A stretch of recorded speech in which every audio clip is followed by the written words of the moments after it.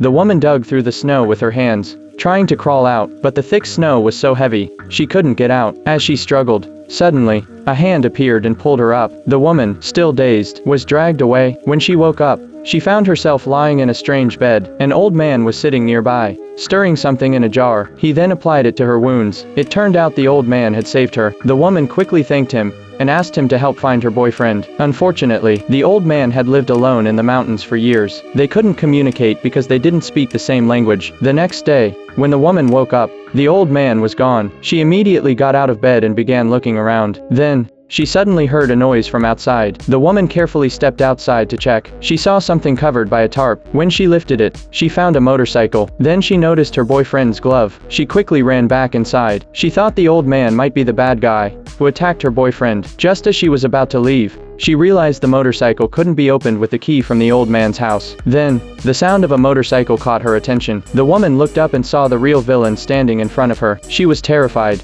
but the bad guy just showed her a key. He then quickly left. Clearly, he was saying that her boyfriend was in his possession. The woman, suppressing her fear, chased after him. However, the snow made it really hard for her to walk. Finally, after a lot of effort, she made it to the top of the mountain, only to collapse from exhaustion. Not far away, two tourists were riding motorcycles, chatting. When the woman heard them, she quickly got up, too tired to scream. She made no sound. She watched as her only hope for rescue started to leave. Driven by survival instinct, she let out one final, desperate yell, but the tourists were already too far gone. She took a short break and then continued on. To keep her balance, she had to lean backward while descending. As soon as she reached the bottom, she saw a cave. She thought she had found hope, but as she entered, something didn't seem right. She noticed a metal hook hanging at the entrance of the cave. Curious, she walked inside, and that's when she saw something unsettling. It looked like someone was tied up inside.